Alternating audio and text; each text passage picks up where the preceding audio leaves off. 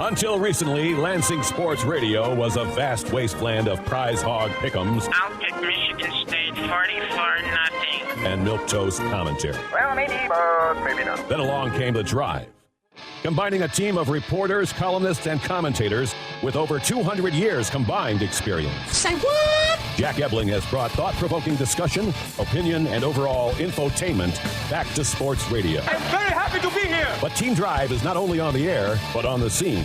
From college to preps to pros, we are there. Look at the game tape. So buckle up. It's time for The Drive with Jack Ebling on the team. 92.1 FM. Lansing's sports talk leader. Great afternoon, Mid-Michigan and beyond. You're listening to The Drive with Jack on the team, 92.1 FM. Today's show brought to you by the MSU Alumni Association, your personal network for life. Who will? Spartans will. There you go. My co-host, Rico Beard, and he's also the co-host of the Ryan and Rico Show, Detroit Sports 105.1 FM, and just tape Press Pass daily. You can see it 6 o'clock on My 18, and by that time, you will be on the road to Indianapolis. I will be on the road. Hopefully no traffic, no rain. Well, we want to talk to somebody who also is going to be very involved in coverage this week and has been throughout the season, the Big Ten tournament, the NCAA tournament, and that is BTN's Shon Morris. Hi, Shon. How are you? I'm doing great. How are you guys today? Good. How surprised are you to see two Big Ten teams in the Final Four for the 8th time?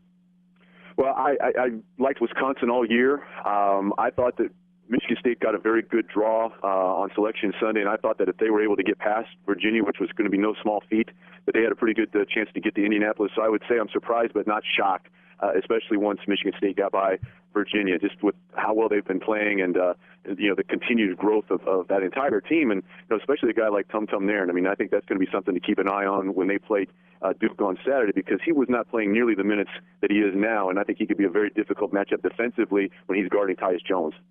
And you know what, Shon? I've talked to you many times at games, and I knew I liked you for a reason, because I said the exact same thing, and Jack did not believe me.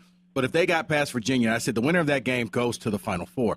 Saying all that, looking at this Michigan State team now, and you talked about Tum Tum, is he the only difference from the Michigan State from January to the Michigan State of now, March 2nd? April 2nd? Well, I think that there's been some other things. One, Bryn Forbes in that first game, he was still battling that left wrist injury, and he was really limited. Right. He essentially couldn't put the ball on the floor with his left hand. I think that's a difference. And then moving to the front line, Matt Costello is a different player, I think, than he was early in the season, in the fact that he's a little bit more confident offensively. He's shown the ability to step into that short corner and hit some jump shots. And I think that, Okafor is really a once-in-a-10 or 12-year sort of college player in terms of his ability to come in and play with his back to the basket. And it's not inconceivable, guys, that a guy like Kobe Wallman could have a whole lot to say about how that game plays out, because I think that they could use his 5 fouls if nothing else, and maybe put a guy like Okafor on the line where he's only makes about half his attempts. So I think there's a number of things that are a little bit different for Michigan State than when they played back in November. Rico, you watch Jalil Okafor, and it reminds you a lot of Shon Morris back in his days. 2 arms, 2 legs. That's about it. We talk about Michigan State players who have made a difference and have evolved over the course of the season.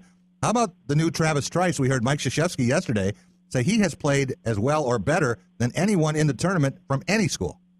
I would agree with that, and of all the things that he's done tangibly, guys, I think maybe his biggest contribution to this team is the fact how he handled going to the bench when they inserted Tum Tum Nairn into the lineup. Because as a senior, we've all been around long enough to see a situation like that where a guy will not only go in the tank on you, but he'll also take other people with him. And he has not done that. And if Travis Trice were a more selfish individual, he could have really wrecked not only this season, guys, but it's not inconceivable to say he might have had the potential to wreck even next season, because one of the guys he could have taken down with him, if he doesn't accept that role, as temporary as it might have been, he could have taken a guy like Tum Nairn with him, and the bleed over could have happened well into next year. I think of all the things that he's done, which has been so impressive, nothing has been more so to me than the way he handled that. And when you think about what happened last weekend, one of the few times where I've ever seen Travis Trice really angry, and that was when he could not get a stream to his dad's championship win at Huber Heights, and he's having to rely on Twitter messages. Yeah. And he said, this just doesn't work. He was very upset about that. Well, you know how reliable Twitter is. There's nothing that's ever on there that's not factual. So, the internet's always right. It's got to be true. Shon, you and Tom Izzo are going to get along really well on that topic, I'll tell you. He never lets the press conference go without taking a Twitter shot. So. Well, it's a great tool, but sometimes tools, it's like, tools are a great thing. I just know that I'm not very good at using them. So, someone said it's a great tool. It's like a hammer, but you shouldn't hit yourself in the head every day. So no, you shouldn't. I need to maintain what sanity I have left. Shon Morris from the Big Ten Network joining us. And, Shon, looking at the other matchup, Wisconsin playing the role of David. All season long they've been Goliath, but in this game they're David. What do they have to do to take down Kentucky? I think that's a great question, and I've felt throughout the course of the year they were maybe one of 2 or 3 teams that you looked at and felt that they could beat a team like Kentucky. They'll have to be able to shoot over the top, which I think Notre Dame really gave a good blueprint. They spread out Kentucky, and they got some shots early before they could kind of get situated defensively, and then that freed up some driving angles, particularly that could pay dividends for a guy like Sam Decker. And the other thing that Wisconsin has to do is what they've done throughout the course of this year, which is take care of the basketball and not allow a lot of live ball turnovers for Kentucky to kind of get out and run. And I think that they can beat Kentucky. I believe that. And this is a team in Wisconsin that I think people still, the old stereotypes die hard. They think that, the Big Ten basketball and maybe even Wisconsin, they don't like to run and push the pace. They can. I think they will. And, the ability to shoot over the top of that lengthy athletic front line, particularly from the bigs in Decker and Kaminsky, I think could make the difference in that ball game. If Wisconsin is a David, I like some of those slingshots from about 24 feet that they launch, especially Sam Decker. But Shon, how much money did he make last weekend? In the words of that great American philosopher Randy Moss, straight cash, homie. I mean, I think when the time comes, he's going to be more than ready. And I think the fact that we talked about health for Michigan State. This is a different player than Sam Decker was in mid-January because the ankle's healthy. I mean, and he played through it, but people did not see what he was capable of doing, especially off the dribble, because that ankle really hampered him, I think, a lot longer than people were willing to acknowledge. No, I mean, you look at that Wisconsin team, it's got to be a different role for them because, think about it, all year long they were the hunted. Everybody was going after them, and now they're the underdog. And, how does Bo Ryan, what does he say to him to put him in a different role? Because you're not the favorite for the Vikings. The first time in since week 2? Yeah, and I think all he really will have to say is remember how you felt a year ago when you walked off the floor. And watching them walk off the floor a year ago, the look on Sam Decker's face, that's something I won't soon forget, is that there was kind of a sense of, hey, we have some unfinished business. And I think that's how they've conducted themselves all year in order to put themselves with an opportunity to maybe get a little bit of, not redemption is not the right word, but to kind of clarify what their ultimate legacy is going to be. And I don't think he has to say a whole lot. I think that those guys, and particularly Josh Gosser, he's a fingertip away from, being able to maybe even deflect that shot from Harrison last year. And he mentioned, even watching them, their post-game celebration, when they're cutting down the net at the regional final, you saw him mouthing the words to the crowd and to his teammates, we've got more work to do. We're not done. Right, exactly. I watched that game last night, guys. They showed the replay on BTN, Wisconsin, Kentucky, and the Badgers led that game 67-62, got outscored 12-6 in the last couple of minutes, and it took Aaron Harrison 3 from about 26 feet, as we mentioned. You look at what Wisconsin is capable of doing this year, and I really like the Badgers' chances in this game. I do as well, and I think that another guy that we haven't talked about who was really kind of made his presence known in the game a year ago, and I think could in this game, is Bronson Koenig. He had 11 points in that matchup a year ago. He can shoot the ball over the top, and maybe a guy that I think it's really important for them. I thought he would be last year, and you heard him talk about it in the press conference, is Nigel Hayes. He didn't play well last year. I think that and he mentioned it, he says, hey, if I have an average game, even an average game, we probably win. And I think that his ability to step out and knock down some jump shots, he's gone from a guy that didn't even attempt threes to a guy who's making 39% of them this year. So I think there's a number of guys that could come in and make a difference in that game and shoot over the top of that athletic front line. Shon Morris from the Big Ten Network joining us right now. And Shon, both Big Ten teams have a tall task ahead of them. If I told you that one made it to the national title game, which one would it be? If I had to choose one, I would say Wisconsin, but I'm not going to be surprised if both find a way to get there. Michigan State is a team that's defensively they've really locked in. They're holding opponents to under 40% shooting in this tournament, well under 40% shooting. And even though the free throw shooting hasn't been great in the tournament, they've made them when they've had to. And I think that the ability of maybe a tum-tum there and to keep Tyus Jones in front of him, that's what hurt Duke in the first game, or hurt Michigan State against Duke in the first game. It's what killed Wisconsin when they played Duke, is the inability to keep Jones out of the lane and then kicking out for threes. I think they have a chance as well. But if I had to choose one, I believe a question deserves an answer. I would have to say Wisconsin. Two other things about the Badgers, guys. They can motivate Nigel Hayes by telling him that if the Badgers win, he gets a date with the press conference stenographer. He was talking. Hey, whatever it takes. Yeah, he was talking about her before the press conference started, and then realized, oh, my mic is on. And then I think Trayvon Jackson and Rico, last week on this show, you said you didn't know if they were going to get anything out of him at all. I didn't think they would. And they got 9 big minutes the first game, and I think he might be able to be the difference just by giving them 10 to 15 minutes off the bench. I think he can do that, and a guy that we haven't talked about is I'm not convinced that Wisconsin gets past the Sweet 16 game with North Carolina without what Zach Showalter gave him. He came in, knocked down 3 shots, had a big steal when Koenig had to go to the bench with that foul trouble. That was huge, and he's an effort guy. He's a defensive stopper that can score. I think they have enough between what Trayvon may be able to give them, in limited spurts. They've done a really good job of utilizing him, kind of going into and out of media timeouts to buy guys some extra rest. I think it's a game that Wisconsin can win against an unbelievably talented Kentucky team. And Karl Anthony Towns, if Okafor's not the first draft and pick in the upcoming draft, it might be that guy. Right. Shon, any truth to the rumor that if it is a Wisconsin-Michigan State rematch, that the CBS will just bring you guys in? You know what? I may not be good, but I'm always on time. I mean, whether it's at home or at work, I just go where I'm told. So, hey, if they said show up, I'll show up. I don't think it only hurts the team. Shon, I was going to say before we let you go that Monday would be a great time to ask for a raise. Everyone at BTN, if it turns out it's Wisconsin-Michigan State, you'll never see Jim Delaney in a better mood. Well, I think the job – how about if both teams were to advance to Monday's game? Yeah. Think about what that would mean, a national championship in football and one in basketball. Guaranteed one in basketball. Yeah. Exactly. And I don't think anyone would have foreseen that at the beginning of either one of the postseasons for those sports. Well, I can flash back about 17 years and tell you the idea that Michigan State would have 4 straight bowl wins, 3 on New Year's Day, and 4 straight Sweet 16 appearances, including a Final Four, and people would have ordered an immediate breathalyzer for you. Well, exactly. And I think that what the league has done this year in basketball, I think what it has shown is kind of what the Big Ten ACC Challenge shown is that the ACC, I don't think that, you can't argue the fact that they were probably a little bit more top-heavy than the Big Ten. Right. But the depth of the league, I think, has been on display, and Michigan State's a great example of that. When they were 13-7, look, there were a lot of people saying this may not be a team that even gets in, let alone advances. So it's a tribute to what they've done in East Lansing. There's no question about it. Shon Morris, BTN analyst, former Northwestern standout, our guest. Shon, thanks so much for joining us. I appreciate it. We'll see you in Indy. I appreciate it. Enjoy the weekend, guys. All right. Yeah. Well, we are going to have 7 members of the team in Indianapolis, Rico. So we talk about we are there. We are there this weekend. Why aren't we doing a show there, Jack? Let's bring the studio. Yeah, just the whole thing. Just Doug, pick it up and come on. They won't let me in, man. I'm being some can't get credentialed. That's the problem. Most unwanted list or something. You're still on the no-flies list? Yeah. Hey, it's hard to get a credential. You managed to do that at Syracuse, and then your path was sealed. It took me a long time and a lot of strings I had to pull to get credentialed for not having been at the first 2 sites. But you got it? Finally. And, I had to call in some markers on that. But, I figured, Jack Ebling is going to get in, folks. Please. It's not easy. I'll tell you what. I went to the mat for Doug Warren, and I lost that one. So it's not easy to get in. And you two should have just drove. That's all right. I'm going to hang out with the family. You should have went to the Friday game in Syracuse. That's the game you should have went to, the Friday game.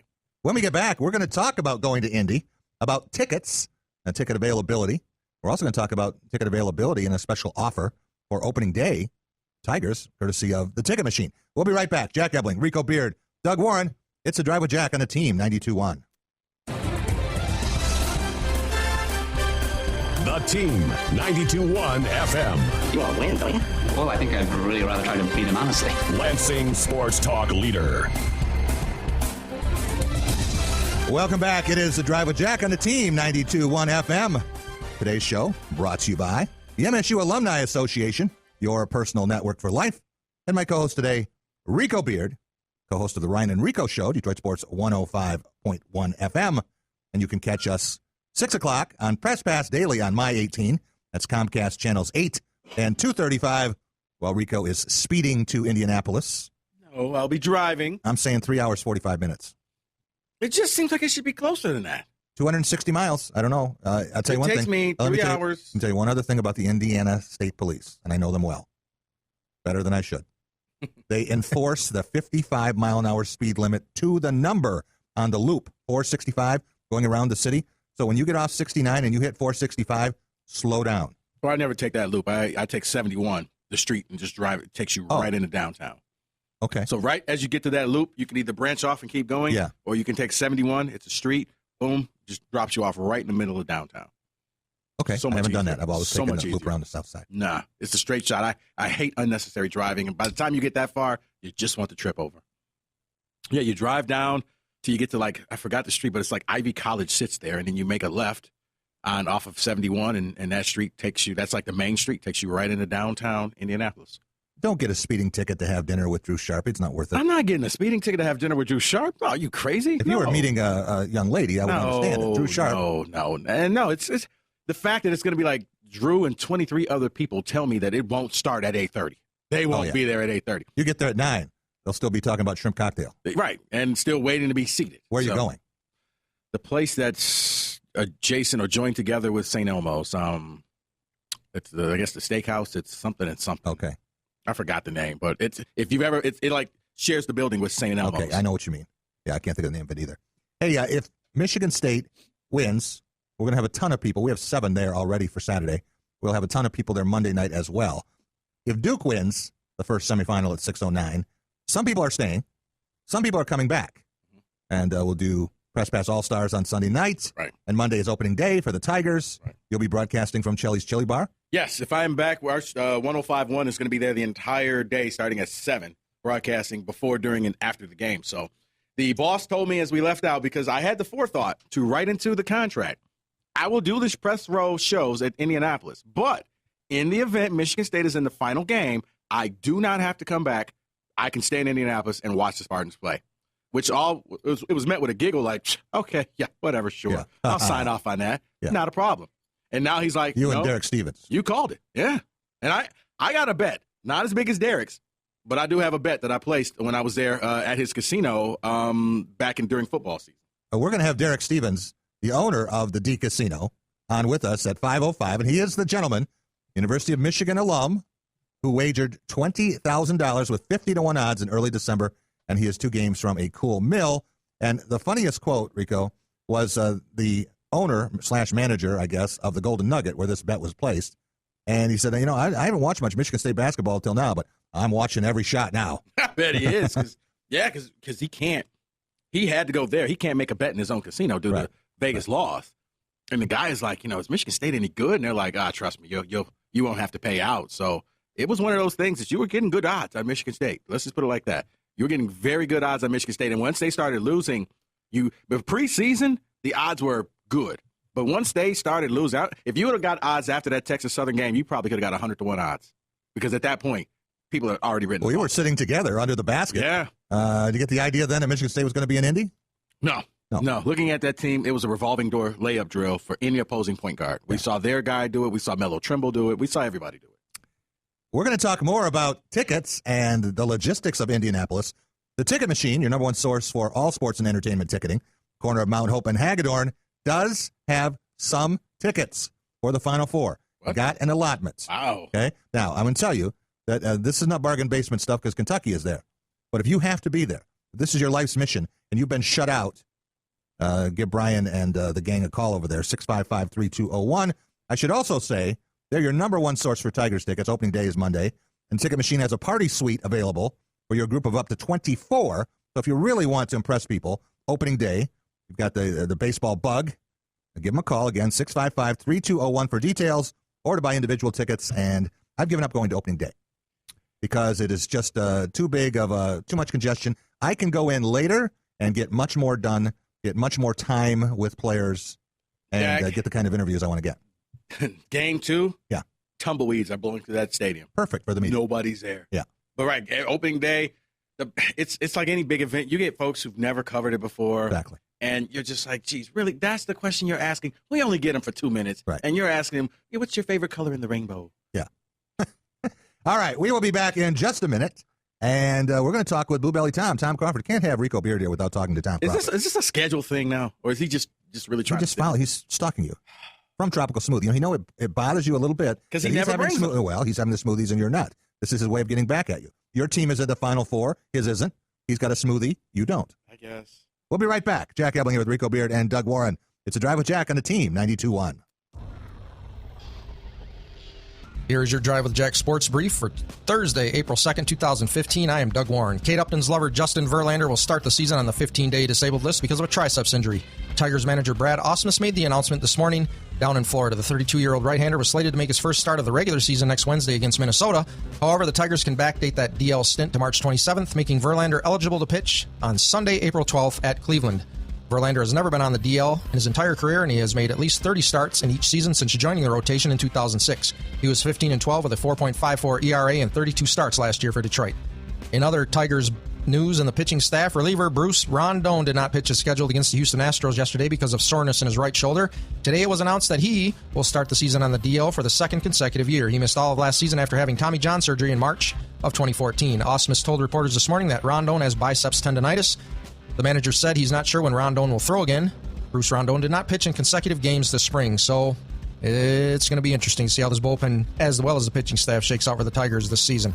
On the ice, the Detroit Red Wings host the Boston Bruins tonight at the Joe. Detroit is winless in their last 4 games, including a 2-1 shootout loss against Ottawa Tuesday night. Forward Drew Miller participated in practice yesterday after he was cut and received 60 stitches by an opponent's skate on Tuesday.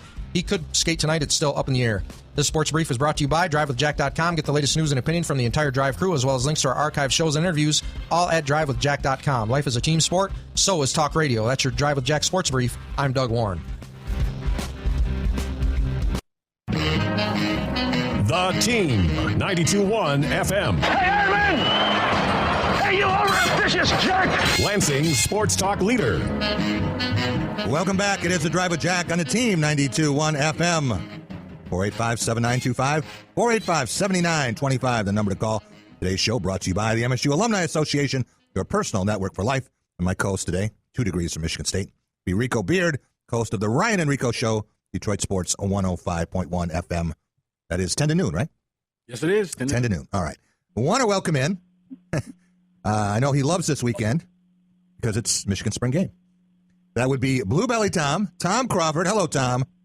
Oh, Jack, let me say right off the bat, first of all, 2 degrees from Michigan State doesn't even equal 1 degree from the University of Michigan. Oh, I see what you did there. That's what the Unabomber said. Right. Oh, I'm sorry. Right. Well, I guess I could have got that degree in general studies, but the football team was taking up all the classes. Well, I'm out here at Tropical Smoothie having a great time. This place is packed, even though it's raining out, pouring rain, and I'm having a Tropical Smoothie and having a totally turkey wrap, really good, and then getting all geared up for this weekend's Final Four. Rico, I'm sure you're just ready to gear up and heading out to Indy, right? You all excited about it? Yeah, I'm headed out to Indy. You know, I was excited maybe after the 3rd or 4th time, but the 7th time, it gets kind of old. You're just like that arrogance. See what I'm talking about, arrogance, Jack Allen. This is what Michigan State's all about. You know, Final Four appearances, winning New Year's Day bowl games. It get a little boring, Rico. You know what? Tired. The problem is we need Susie Merchant to pick it up and do well in the WNIT because that's the only thing that really matters. They got ousted in that the other night, or last night. Michigan did, yeah. Is that correct? I don't know. I just heard that. They're done. Like riveted to it. They're done. You're a softball school now. Big weekend, though. I mean, this is not about Final Four. This is about the spring game. Right. Exactly. And I'm all excited about it. Going to head down and have a great time, and we'll see what happens. I mean, Jim Harbaugh's making some significant changes. I'm hearing no piped-in music. That's a good thing. And back to the black shoes, it's Bo Schembech. You know, I actually like some of the things that Harbaugh is doing. He's going back to the way things used to be and doing away with some of the marketing hype that we He's lost saw. all the David Brandon gimmicks, from the women's camp to the flag football game. We had Marcus Ray on our show earlier today, and I asked him, and he was like, I'm glad they're not playing in that flag football game. They took away the Legends jersey. I mean, all the marketing hype gone. Now, the downside to that is, well, now there's nothing to do but watch the football game. Well, and those, having those fantasy camps for the men and the women, and which are basically for cancer research revenue and things of that nature. And Mark Children's Hospital, I think, was part of that mix. That's because they're having those clinics all over the country. So what they're going to do is try other methods and other events to generate that revenue. They're just not going to center it around having a fantasy camp for men and women as they've done in the past. So, Tom, are you this excited about the spring game?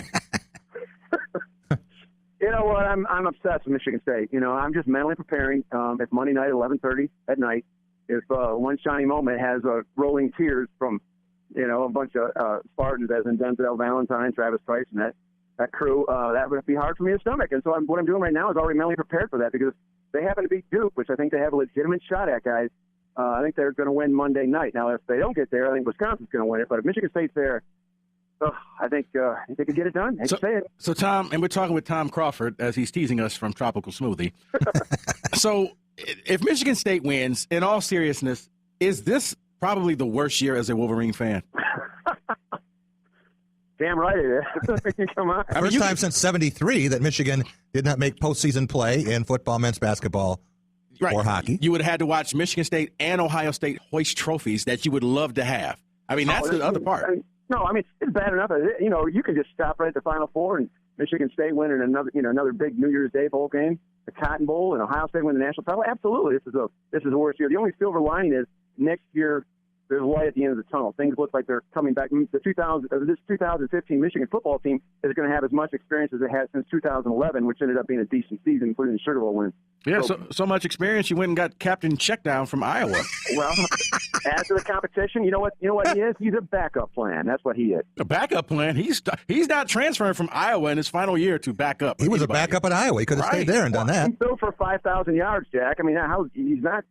All I know is there's a 2-year starting quarterback who lost his job, got demoted. There's a reason he came to Ann Arbor, and it wasn't for the co-eds. Sometimes a changing background ignites somebody. You never know. So, is this what they teach you in general studies classes? I was not in general studies. I was communication, which was part of the LS&A. We had to take a 2-year language requirement, unlike general studies. Okay, just wanted to clarify that. Tom's language was casual swearing. Hey, I wanted to remind everyone that tomorrow we will be out at the Bluegill Grill. We're going to have great fun. Actually, Doug Warren, this is a 5-hour extravaganza out there. Big time stuff. You're going to be out there with Steve Finnemore, right? Yes, I'm going to be tapping him for all the basketball knowledge. We're going to break down the Final Four, and he said it was okay if we talk Billy Sims, so we might squeeze that in a little bit. That's the only Lions stuff he knows is Billy Sims. Don't let him talk about the New York Yankees. No, we won't do that. Stay away from that nonsense. Yeah. All right, and then we'll be there from 3 to 6, Tom, and we're going to have some tickets, of course, with Ticket Machine Trivia, courtesy of the Ticket Machine. We'll play that at 5:30. We have a lot of great guests coming by. Look forward to seeing all of our friends out there, and I have an idea. We also have some special Final Four gear we're going to be giving away, right? Courtesy of SBS. Yeah, the fine folks over there, and Mike and Brad, and so we're thrilled about that. And so, come on out. It's going to be a great time. It's going to be a Sparty party. I'm going to have to endure it, but hey, there's Michigan State people I like, and I even love Rico Beard. I think I want to talk to Mike at SBS and be sure that we have one of those set aside in your size. For me? No, I'm talking about Crawford. Don't you think if Crawford would wear a Michigan State Final Four shirt, he would look pretty classy on Press Pass All-Stars? He would, but he'll never wear it. You know what he said last week? He said, if Michigan State wins this, I'm going to the moon. Really? Yep. I'm half on that. That was at a moment after our show where you and them, Griff, were two-timing me, double-teaming me, and I was getting frustrated, Rico, that I do that thing out. But I will use that T-shirt. It'll be to wax the car. That's what I'd use it for, not to wear it. Yeah. Wow. He starts this thing about 1 degree from Michigan equaling 2 degrees from Michigan State. The 2 degrees he should be referring to are his daughter and his wife. And good luck sleeping in the garage tonight.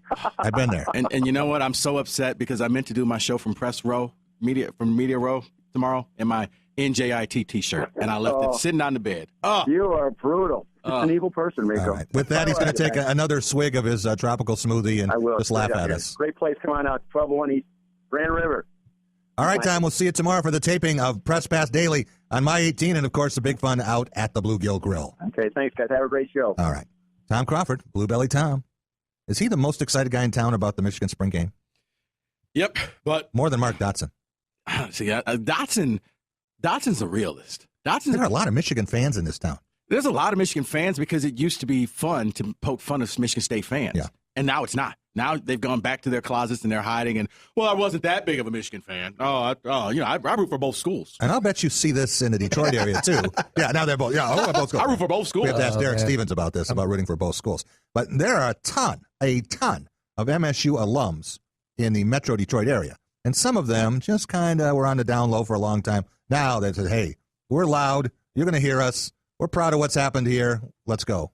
Yeah, they're finally coming out of the woodworks. I'm a little upset with them because, for years, the hardcore fans took all the bullets and they just sat back. Well, once again, I don't really follow. I kind of go, And now it's like, woo, what time's the game? And, go State. Yeah. You hear them now, and a lot of them think that, they taught basketball to Judd Heathcote. Yeah. All right. We will be back in just a couple of minutes. Give us a call. You want to talk about the Final Four? This is the guy to do it. Or spring football. Get some spring football questions. Yes, there is spring football in East Lansing, too. Jack Ebling here with Rico Beard and Doug Warren. It's a Drive with Jack, the team, 92.1.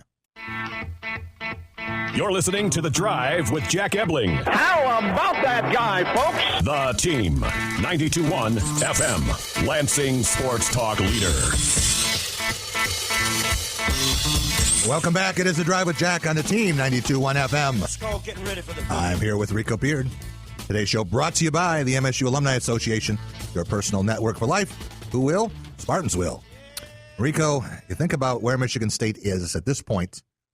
No other school has been to 7 Final Fours in 17 years. Not even Duke? No, not even Duke. Wow.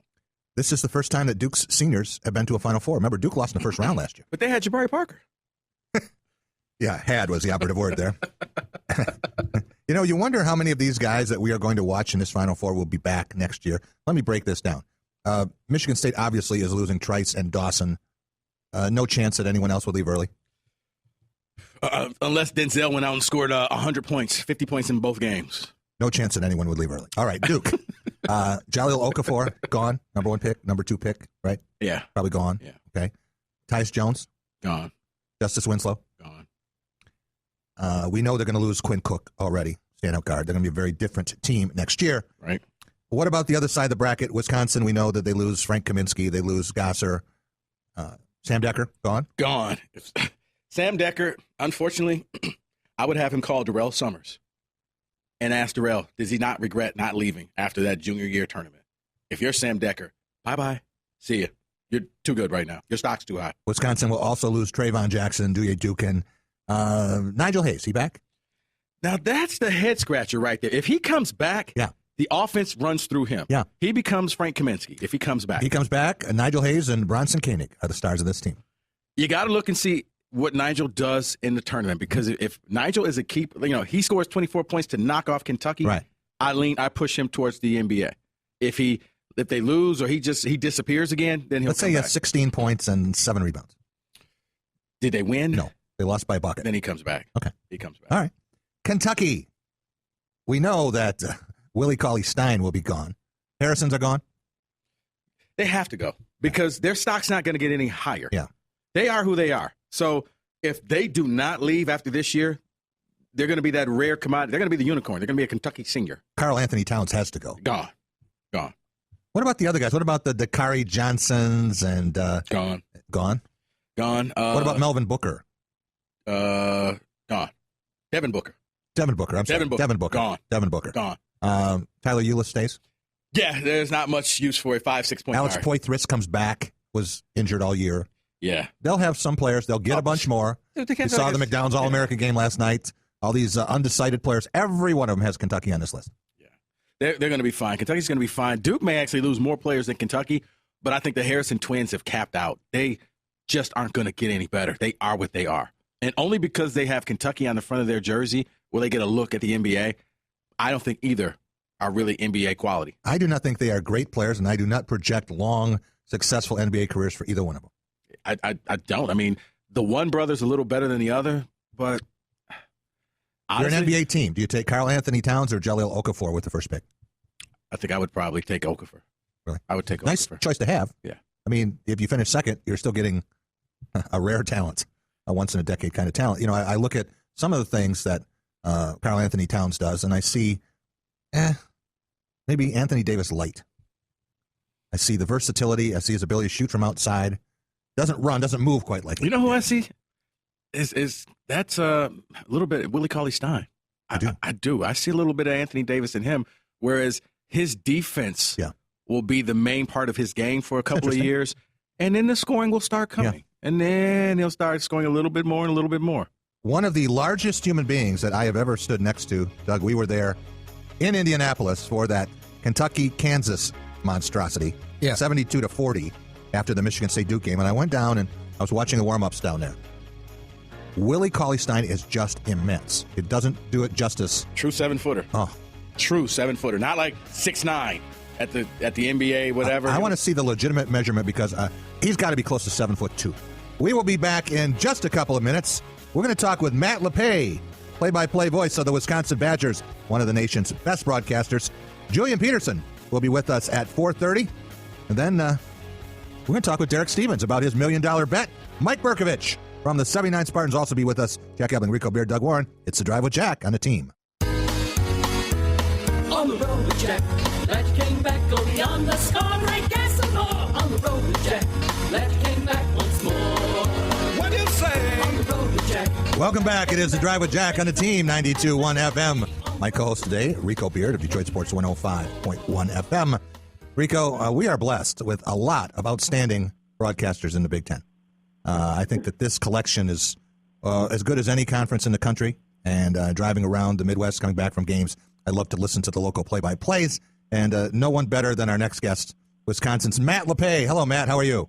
I feel like I should write you a check. I'm doing well. Good to be on with you. We'll work on that this weekend in Indianapolis. Hey, want to talk to you a little bit about the Badgers and how much money Sam Decker made over the weekend. Yeah, it'd be nice to be Sam Decker, wouldn't it?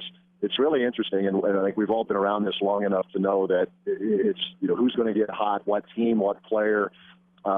Throughout the course of the year, Sam has displayed an ability when he's really locked in. He can be aggressive going to the basket, but his outside shot's been very erratic this year. As a matter of fact, going into the tournament, the final 6 games going into the NCAA tournament, he was 2 for 17 from three-point range. Well, that changed in a big way, at least to this point in the NCAA tournament. When he's hitting that outside shot, now you're talking about someone extremely difficult to guard. And, yeah, I would think as attractive as he probably has been to the NBA scouts, that level of attractiveness has gone up here in the last couple of weeks. Well, I got to ask this question because all year long, Wisconsin has been Goliath. In this game, they become David. How did they adjust to their new role? To be honest, being Goliath is something that Wisconsin's probably not used to begin with. With Badger teams I've been around have done a pretty good job making a living off of being the underdog. So it might be unfamiliar territory this year, but in the big picture, it's kind of the way it usually is, where the other team is the favored one. The Arizona game, I think, was the first time all year where Wisconsin was actually an underdog, albeit a slight one. This is a confident group. I don't think it's a cocky group, but I think it's a very confident group. These guys are pretty good, and they know it. So they believe that if they play well, they can win. But they know they have to play really, really well. Kentucky has proven if you give it just the slightest crack, it'll make you pay. Badgers found that out firsthand a year ago against a Kentucky team that isn't as good as the one now. But the Badgers would like to think they're a better team now than they were last year at this time, too. Our guest is Matt Lepay, Wisconsin play-by-play broadcaster in Indianapolis, and 2 Big Ten teams there. That smile you just saw was Jim Delaney walking past. Wanted to ask you a little bit about Frank Kaminsky, and does any athlete in the NCAA in any sport have more fun than this guy? If there is, I'd like to meet him. Frank is he's like a lot of guys on this team, as I tell people around here here being Wisconsin, when they're off the floor, you think they're a bunch of 12-year-olds. When they're on the floor, they play like grown-ups.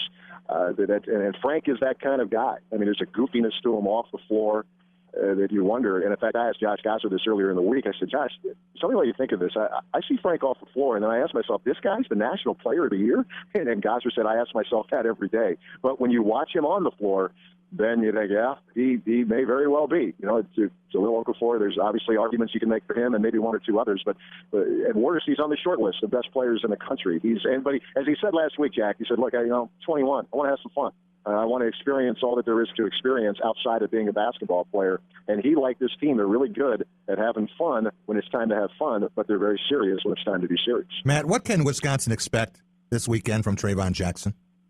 Well, I think he played 16 total minutes last weekend, 9 against North Carolina and then 7 in the game against Arizona. I would like to think that they could get 10 to 12 maybe minutes.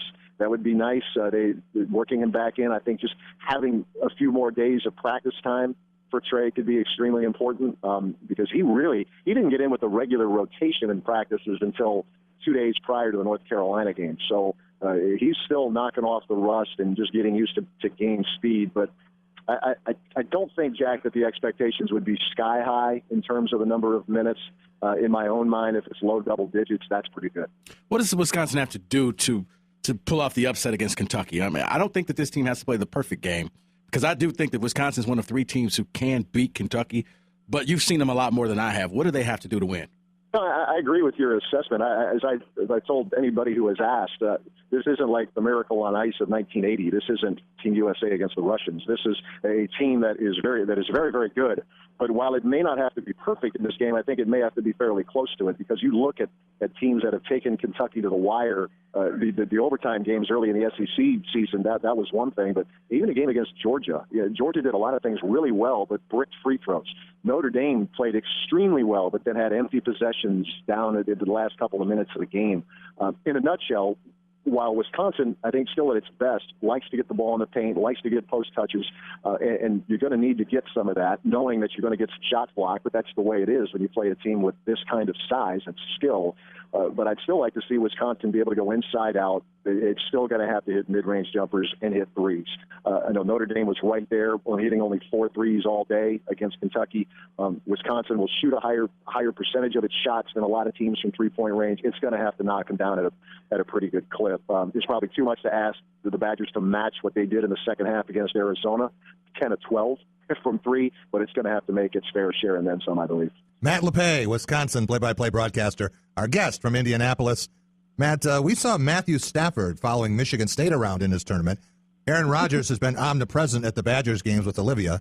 If it comes down to a Wisconsin-Michigan State matchup for the championship, how much of an edge does that give the Badgers with Aaron Rodgers over Matthew Stafford? Well, with all due respect to Matthew Stafford, who's a fine player, Aaron's the MVP. He's one of the faces of the NFL. So I'd love for it to come down to that. I wish it was that. I wish it was that simple. You don't have to sugarcoat it. You know what, Jack? I even take Aaron out of it. I think just having Olivia on your side, to me, again, with due respect to Matthew Stafford, right. I think I'd rather have Olivia on my side. I don't know now. Matthew Stafford's fiance now that may be an upgrade, but we've all seen Stafford play, so no, don't apologize. I was just going Olivia against Matthew. Yeah, I don't know about Stafford's fiance. I can't speak to that. I was going to ask you about Bo Ryan and this Wisconsin Department of Tourism ad where he's zip-lining and he's doing all these crazy things now. And Tom Oates told us yesterday that Kareem Abdul-Jabbar was the guy in this commercial last year, so it shows a little different side of Bo. Yeah, it's the makers of the classic movie Airplane, that classic series. So that was, I think, what got Bo's attention to begin with, the chance to shoot those commercials. And I thought maybe the funniest thing in all of this was Bo in a flannel shirt sitting around a campfire. I'm thinking in eastern Pennsylvania he didn't do that very much, but he actually loves the movie Airplane. So it was a great, I think, opportunity just for him to be able to work with those guys. And I think the commercials will be continuing to gain some popularity as people had a chance to see Bo Ryan in a little different way than what they normally do. Man, how many times do you think this Wisconsin team, individually or as a group, has watched last year's Kentucky game? And I have to think that Josh Gosser would give anything to have his fingertip be 1 inch longer.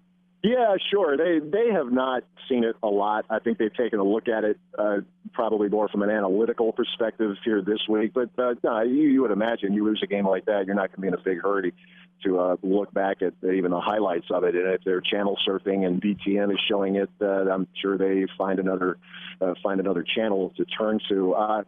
That last possession, and I guess last 2 possessions, that's what everyone will remember. But I mean, I was skimming back through it earlier today, and Kentucky had a 15-point run in the second half. Wisconsin had some key empty possessions down the stretch of the game. It was the classic coulda, shoulda. But Gosser has admitted, and I think all these guys who have been asked have admitted that the way that game ended has been a motivator, and a motivator going into last offseason, summer workouts, preseason practices, the whole deal. I don't think they obsess over it, but it's there, and enough people remind them of it that if they feel like they're getting tired, you can think about that moment, and that gives you a little energy again. You know what? Let's have some fun because we only got 48 hours to do this. After that, we'll probably look ridiculous. But let's say that Wisconsin and Michigan State both win their semifinal games. What would it's not really a rubber match because Wisconsin's won the last 2, but right, with the last game coming down so close, what do you think that matchup would look like? Well, it's obviously great for the Big Ten. That would be remarkable. It's been obviously a very long time since that has occurred. And I think it's worth for Badger fans to remember that Michigan State was about a half an inch away from winning that Big Ten tournament championship game. From my vantage point, I was absolutely convinced that Dawson's jumper was down. I thought it was good. No secrets, without a doubt, between the two programs. What it's going to come down to, it could be something as simple as free throws. It could be as simple as grabbing 1 or 2 extra rebounds. I don't think right now, regardless of what the Big Ten standings ended up being, there just isn't much that separates these teams. They maybe do a couple of things differently, but I think they're both very tough in their own way. They have key shot makers, clearly. One or two possessions. I think if that's how it turns out on Monday night, those teams face each other, I could see a game that might take 45 minutes instead of 4:40 to play. I just think those two teams know each other that well. They respect each other, and they're just that good. It would be a lot of fun, and there are a lot of people from the Big 12 who couldn't find Indy with the GPS right now. They thought that they had the best conference, and they're sitting looking at two Big 10 teams again. Yeah, it is. It's funny how it works out, Jack. I said during the year, I can't speak out of both sides of my mouth here. I thought the league was okay. Yeah. In the regular season, I didn't think it was great, but I can't help but smile now just to know that there are two Big Ten teams in this Final Four, and you know, who knows, maybe they line up and play each other on Monday night. But people, if they don't know, if they have a doubt, you almost should assume, even though it's dangerous and not necessarily fair, but assume that Michigan State's going to be really good in March. And if you don't know much about Wisconsin, you probably should assume that at worst it's going to be a competitive team. You have a few other teams in the Big Ten that are the same way, but I think it shows that even in a so-called down year or an okay year, this league did okay in the postseason. Matt, I was talking with Tom the other night, and he was on the way back from the regional triumph in Syracuse, and he said he had talked to Bo, and they thought maybe they could double-team Kentucky, and with Big Blue Nation coming in, Michigan State and Wisconsin fans uniting for this one weekend, and maybe getting past Kentucky. You know what? I wouldn't be surprised if that happened from the fan base perspective. I thought it was pretty neat last weekend after the Badgers got back from L.A. It was the middle of the night, at 2 or 3 in the morning by the time the plane landed. But noticed on social media, on Twitter, after the Spartans took care of their end of it, that there were Badger players that were tweeting out Big Ten pride. And I thought that was, everybody knows the rivalry between the two programs, but I think what people are learning more and more is the respect that the programs have for each other. And I think, the Wisconsin players, they were very happy for Michigan State. They'd love to see that second Big Ten team, and now if they face off Monday night, they won't be buddy-buddy, but I think in the moment, that was pretty good. I thought it was interesting if it was Gosser, if it was Frank Kaminsky, I think Decker too. There was some definite conference pride when Michigan State won its region. Well, I know you say there is respect, and I do agree with that, but I just find it hard with the rivalry with the fans to actually cheer and root. But you know what? I think if Michigan State wins, since their game is first, they'll be in a great mood and they won't care. They won't want to see. Oh, they'll be rooting for Wisconsin. Big so all 10 Michigan State fans that are there, because Big Blue Nation will buy up 60% of the tickets, and Wisconsin Red Nation will buy up the other 38%. Every school gets the 3,250 tickets. I have no idea where the others go. Right. The one reason I say that about the fan base is that I remember in 2003 in Minneapolis, Wisconsin, ironically enough, was playing Kentucky, and Marquette was in the regional. Now this year, Marquette with Dwayne Wade beat Kentucky in the regional final to the Final Four. But Marquette fans were cheering for Wisconsin in its game against Kentucky. Now that was bizarre. So I figured if that can happen, then anything's possible. Matt, I was outside Jerry World last year before the championship game, and I had 4 guys in front of me from Louisville. And I said, hey, what are you guys doing? Your team isn't here. They said, our team is whoever is playing Kentucky. Funny how that works, right? Yeah. I think you either love them or you hate them. So, yeah, I think the Badgers are hoping that their fan base will be loud, however many it will be. It'll be loud, and, yeah, I think they're counting on anybody else who may not normally care, just to pull for them because they're the team playing Kentucky and trying to do something that no one else has been able to do this year. Matt, have a great weekend there. We'll see you at Lucas Oil Stadium. All right, sounds good. Safe travels. All right. That is Matt Lepay, play-by-play voice. And, you think about the guys in this league, Paul Keels at Ohio State and Don Fisher at Indiana and Matt Lepay. It's an amazing collection of play-by-play voices. And these are guys who do both sports. Michigan State does not do that. It splits it up with George Blaha doing football and Will doing the basketball. But, I think Matt Shepard does a great job of basketball. I think he does, too. So I think he should be on their football crew, but that's a whole nother story, a whole nother kettle of fish. Might happen eventually. All right, we will be back just a couple of minutes. We're going to have Julian Peterson with us a little bit later, and we are going to talk about $1 million bets and why someone would do that, the owner of the D Casino in Las Vegas. And Derek Stevens will tell us what his motivation was and how hard it's going to be to root for the green this week as a University of Michigan alum. Also going to talk with Mike Brkovich, the Golden Arm. That was his nickname back in 1979 from Windsor, Canada. Came in and gave Michigan State some much-needed outside shooting. We'll be right back. Jack Ebling, Rico Beard, Doug Warren. It's a Drive with Jack on the team, 92.1. Joe Rexrode is behind the blue wall. Tom Crawford is simply behind the times. You're listening to The Drive with Jack Ebling on the Team 92.1 FM, Lansing's sports talk leader. Welcome back. It is The Drive with Jack on the Team 92.1 FM. Today's show brought to you by the MSU Alumni Association, your personal network for life. My co-host today, Rico Beard from Detroit Sports 105.1 FM. You can see us tonight, Press Pass Daily on My 18. That's Comcast channels 8 and 235 from 6 to 6:30. And keep getting messages about tickets. How do you get tickets? Who has tickets? The ticket machine does have some tickets. Got an allotment in this week, varying locations. The tickets for these games are very scarce, as you can imagine, in high demand. But if you must be there, the ticket machine can help you with that. Also, opening day for the Tigers is Monday, and Ticket Machine has a party suite available for your group, up to 24 people. You want to start the season right? Call 655-3201 for details or to buy any individual tickets that you need. Number to call, 485-7925, 485-7925. Let's go right out to our phones. Kirk from Grand Ledge, you're on the team. Hi, Jack. Hi, Rico. Hey, Kirk. Hey, Rico, I wanted to ask you a question. I listen and watch Al Martin's show, and what is it, about a little over a month ago, you were on Current State or Current Sports with Al? Well, you're the one guy who watched it. Okay. I think I was the third guy who watched it. Anyway, but on that show, you made a comment where you referred to what you called Denzel moments, which I referred to as kind of brain cramps or whatever kind of thing. And we saw the ultimate Denzel moment in the Big Ten championship game at the end of that game. And then when the NCAA tournament started, it seemed for 3 games, he totally avoided those. But I felt like they were starting to creep back at Louisville with the Louisville game. How much credence should Tom Izzo take with him saying, trust me on this, I love you? That he won't have any more Denzel moments. You know what, Kirk, he's to a point now where Izzo has nothing. He has no choice. He has to trust him because you're not going to sit Denzel Valentine if you want to beat Duke. You're not going to do it with Denzel on the bench. He has to trust him to the fact that Denzel knows, and if you've seen it, he stopped having those moments. He did shoot the 40-foot three-pointer, but at that point, MSU did have, I think like a 6-point lead. It wasn't like it was a tie game or they were losing. So he saw it as a way to kind of stick the dagger into Louisville. If I hit this shot, it'll be so demoralizing to him. And to all fairness, it hit the front of the rim. But I get what you're saying. But this late into the game, you got to ride with Denzel. And if you're Izzo, you just got to give him a look, and he knows. He knows. Yeah, I understand. Now, I also want to let you know that I grew up in the Downriver, Detroit area, and I've had to go back there frequently for some health issues with my mom, and I've listened to your show on multiple occasions, and I happened to listen on the day when you were talking about the disrespect you got at the Pistons game where they didn't post your guys' name and it was just Make Some Noise. Yes.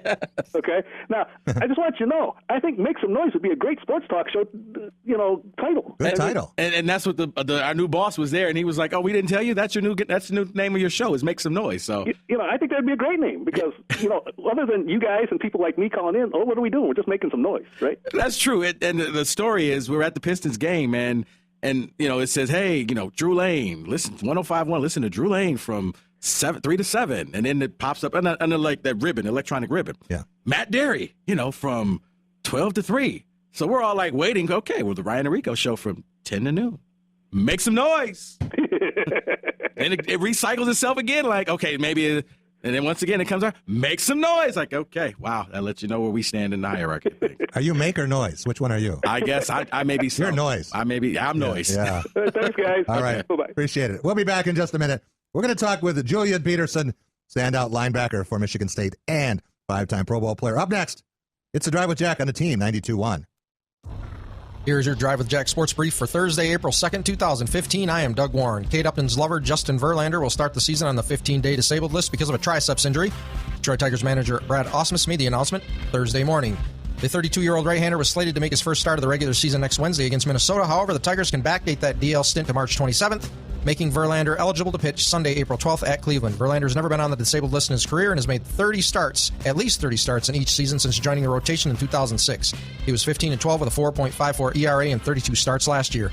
In other Tigers news, reliever Bruce Rondon did not pitch as scheduled yesterday against the Houston Astros because of soreness in his right shoulder. Today it was announced that he will also start the season on the DL for the second consecutive year. He missed all of last season after having Tommy John surgery in March 2014. Osmus told reporters this morning that Rondon has biceps tendonitis. Osmus said he's not sure sure when Rondon will throw again, and Rondon did not pitch in consecutive games this entire spring. The Detroit Red Wings host the Boston Bruins tonight at the Joe. Detroit is winless in their last 4 games, including a 2-1 shootout loss against Ottawa Tuesday. Forward Drew Miller participated in practice yesterday after he was cut and received 60 stitches by an opponent's skate Tuesday night. He is expected to play tonight, but we will have to wait and see for sure. This sports brief is brought to you by DriveWithJack.com. Get the latest news and opinion from the entire Drive crew, as well as links to our archive shows and interviews, all at DriveWithJack.com. Life is a team sport, so is talk radio. That is your Drive with Jack sports brief. I'm Doug Warren. You're listening to The Drive with Jack Ebling. The greatest broadcaster, in my estimation, that there is and ever was. The Team. 92.1 FM, Lansing Sports Talk leader. Welcome back. It's The Drive with Jack on the Team, 92.1 FM. Today's show brought to you by the MSU Alumni Association, your personal network for life. Who will? Spartans will. We'll get back to that in just a second. My co-host, Rico Beard, Detroit Sports 105.1 FM. Mr. Make Some Noise. And he's going to be with us for about another hour. Then we're going to send him on his way. One of 7 members of the team who will be in Indianapolis. You'll be able to get there in time to educate Drew Sharp about some things tonight. Yes, and trust me, I'm not breaking any laws for Drew Sharp. Okay, that's good to hear. No. We are going to talk with Julian Peterson here in just a minute. But Scott Westerman, Executive Director of the Alumni Association, actually sent this out a couple of days ago, and Doug alluded to it yesterday. But the similarities, the parallels, Rico, you've probably seen this, between UConn a year ago and Michigan State now are eerie. Scary. Both number 18 in the preseason poll. Both 12-6 in the respective conference. Both finished 3rd in the league. Both lost in the final of the conference tournament to the regular season champion. Both seeded number 7 in the NCAA tournament in the East region. Both defeated a 10 seed, a 2 seed, and a 3 seed. Then a respected 4 seed, and that margin of victory was 6 points. And the game on the other side of the Final Four bracket from Connecticut a year ago, or Michigan State now, would be Kentucky versus Wisconsin. Final Four opponent they'll be meeting is a 1 seed. And the other similarity here, which is not listed on this chart, is Travis Trice starting to look a little bit like Shabazz Napier. Yeah, now all you need them to do is win the game and then have Trice says he goes to bed hungry. Well, if you look at him sometime, you might think that. I mean, when I saw those numbers, it was eerie. And sometimes, Jack, numbers don't lie. Yeah. People laughed at me when I said, book your ticket for MSU going to the Final Four. Like, why? Because every 5 years they go. Oh, that's just like 2000, 2005, 2010, 2015. Yeah. So if you're 2020, get your hotel. Where's the 2020 Final Four? I don't know, but get your hotel reservations. That's the trick. All right, let's go out to our phones. Very happy to welcome in our good friend Julian Peterson. It is our For Pete's Sake segment, brought to you by Woody's Oasis on Trowbridge Road, your healthy alternative to fast food. Eat Woody's and live longer. Hey, JP, how are you? I'm good, Jack. How's it going, Rico? Hey, man. You're a basketball player. Tom Izzo keeps reminding me of that. How much interest do you have in what's going on in Lucas Oil Stadium Saturday and Monday? I'm very excited about it. Actually, the last time we were there, we actually won the Nationals. That was my year. In Lucas. A funny story about it is I remember that Jessica Barris had an interview that he was supposed to do. Rest of the teams, scout them and stuff, wanted to see how, his evaluation is. They wanted to question him. And he told them, I cannot make it because I got to support my team in the Final Four that's in Indianapolis. So the good thing about it is he still went first round. So I remember that very well, and I remember cut up shirts. Yeah, and Martin Cleaves sending the ball up his way. So at the end of the game, there's a tremendous camaraderie. I think Rico, we saw it with the basketball players in Lucas Oil Stadium cheering on the football team when it beat Ohio State to win the Big Ten championship, and you don't find that at a lot of schools. No, you don't. And that's one of the beautiful things I can say about Michigan State, that I would say they support everybody. Everybody in the campus support one another, and they'll support them no matter what the circumstances are. And, that's a great thing. You really don't have that in a lot of schools. When I talk to other teammates I had that went to different schools, they always say, I couldn't stand the basketball players. I'm like, what? I mean, we got along. We had our own fraternity for the most part, so it was great for us. We all got along and, helped each other out in any situation possible, either with studying, cheering on, encouraging. It was a great thing.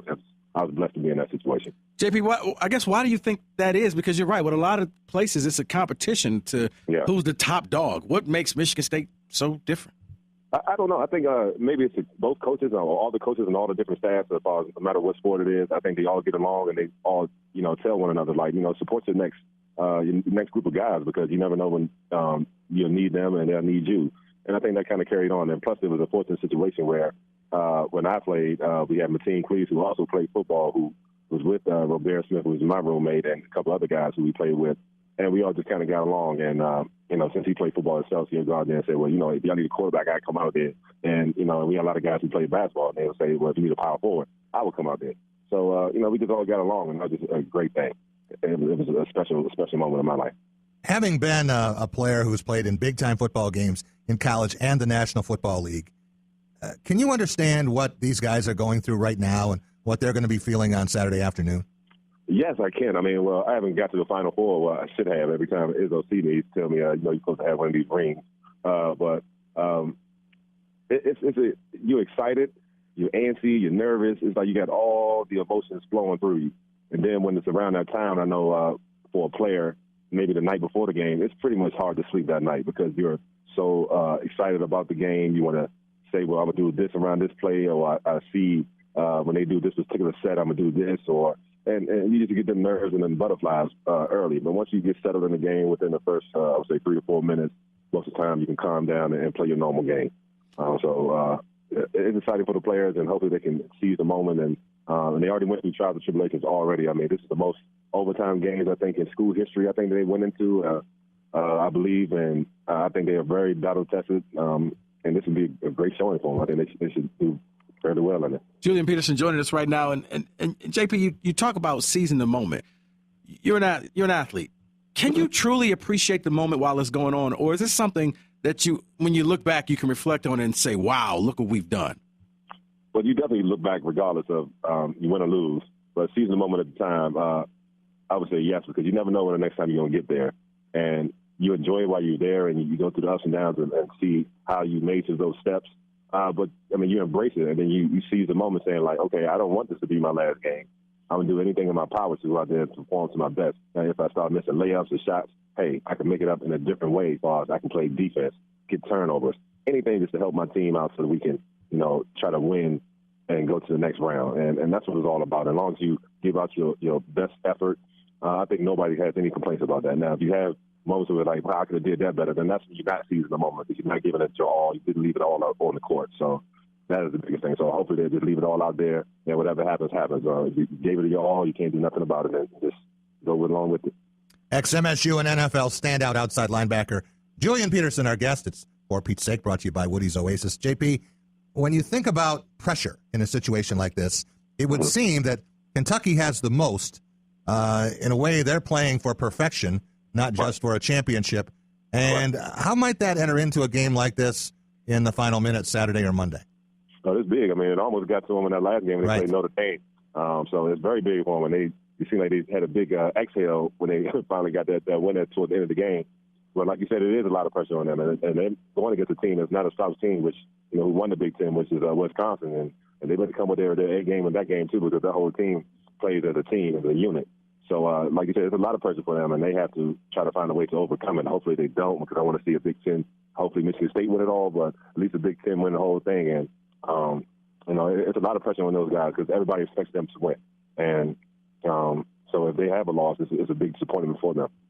Yeah, but I guess, when you hear that, do you really feel that pressure? Because if you're Kentucky, you just got to feel like we just got to go out there and do it. I mean, and like a team like Michigan State, I think they could have 2% chance of winning this whole thing. They really could just go out and play that loosely? Yeah, I would think so. If you have nothing to lose, I know when we played, I know it's a different type of game, though. When we played Ohio State, who was ranked number one in the nation, who probably would have won the whole national that year if we didn't knock them off. They jumped up on us 24 points, and they easily thought, like, oh, it's over with. But as we didn't have anything to lose, we just kept on fighting and fighting. Momentum starts shifting a little bit, and, hey, now they're not winning a national championship, and we won one of the biggest games in our career at that point. So it can happen. You just got to go out there and believe. That's the biggest thing, believe in it, continue to fight no matter what happens in the beginning or how dim it looks in the beginning. And to me, this team right here has done that a couple of times. Actually, they were down a lot against Wisconsin in the championship game. They came back and rallied and should have won the game if, they didn't make a couple of costly mistakes toward the end. But they had the opportunity to win that. So, I mean, I think they're right there, and they can do it. They just have to believe in themselves, and no matter what happens, they continue to keep on fighting and saying they can get through it. When a player is nearing the end and you see Travis Trice, Brandon Dawson, now JP, and the next loss is their last, they know that every game is an extension for them. Looks like they just can't bear to take the uniform off. Absolutely. And for them, it's up to them to bring the younger guys who, have another opportunity to go out there to prove themselves. They have to bring them into their level and to their mindset, like, hey, this is it. And the rest of the guys, most of the time, feed into, like, okay, these are my leaders on the team. This is possibly their last game. We have to give it our all. We cannot think about next year. We have to give it all right here, right now. And hopefully, I think they're leaders enough to do that for their team, and hopefully that'll all happen and they can pull out this victory. JP, with a team like this MSU basketball team, not a lot was expected of them. It's not that they want to go in there and they plan on losing, but making it to the Final Four. If they happen to lose to Duke, what's the level of disappointment? I don't think it's a big level of disappointment. Only disappointment would be if they didn't give it their all, like I said before. That's the biggest thing. I mean, because Duke is a very talented team. I didn't realize that Coach State has Izzo's number at this point. I didn't really realize that. But not only does he have his number, he's got his house, he's got his dog, he's got passwords. Yeah. Yeah, I didn't realize that. But at the same time, I mean, you have to give a lot of credit to Coach Izzo, because you get to think about Coach K has at least about 3 to 4 All-Americans sometimes at a time. And at the most, Coach Izzo might have 1 to 2 All-Americans. So that just shows you how much of a great coach that Tom Izzo is. And hopefully, these guys can step up and get to the plate and go over the top for their coach who, lays it out on the line for them. And hopefully our school doesn't do what happened when I was there at school. My junior year was a 98, 99 year where the school we lose and schools start riding. Hopefully we don't do anything silly like that. Okay, first of all, I'm with you. I think it's a very easy deterrent, just a no tolerance. You get caught, you're just gone because you're an idiot at this point. You're just bringing a bad name and a black eye to the school. And secondly, apparently the new thing in rioting is throwing bagels. I don't know what that means. Are they frozen? Do you know? Are they? I have no idea. Like, who thought of throwing bagels? I don't know, but those things would be like hockey pucks if they nail you going through the air. I guess if they're frozen, because I'm bagels for everybody, huh? Right. I'm thinking, well, this is biodegradable. The ducks will come and eat it all up afterwards. But bagels? But I'm with you. Whatever you do, if you're listening, do not riot. Quite honestly, I truly wish they would just take a bulldozer and just level Cedar Village. Yeah. Because that place is nothing but trouble. Absolutely. JP, thanks so much for joining us, and maybe when we talk next week, we'll be talking about a championship. All right, that'll be great. I'll be glad to talk about it. Julian Peterson, it's our For Pete's Sake segment, brought to you by Woody's Oasis on Trowbridge Road, your healthy alternative to fast food. Eat Woody's and live longer. And actually, JP and the boys were there when he came back, and Chuck Rod enjoyed meeting him, and the staff over there took a couple of photos. I think they enjoyed the food, too. We will be right back. Give us a call. 485-7925. 485-7925. We're going to have Derek Stevens on at 5:05. Owner of the D Casino in Las Vegas. Mr. $1 Million Bet. Actually, he only bet $20,000, but he can win $1 million. You win $1 million. And we're also going to be talking with Mike Brkovich, the Golden Arm, coming up at about 5:30. Jack Ebling, Rico Beard, Doug Warren. It's a Drive with Jack on the team, 92.1. The Team, 92.1 FM. Come on, you see 88, hold it out there. God, what you gonna do, stand there and let him hold? Lansing Sports Talk leader. Welcome back. It is the Drive with Jack, the Team, 92.1 FM. Today's show brought to you by the MSU Alumni Association, your personal network for life. Rico Beard, Detroit Sports 105.1. Our guest, you can catch us on Press Pass Daily tonight, 6 o'clock on My 18. That's Comcast Channels 8 and 235. Let's go out to our phones. Line 1, Joe from East Lansing. You're on the team. How you doing?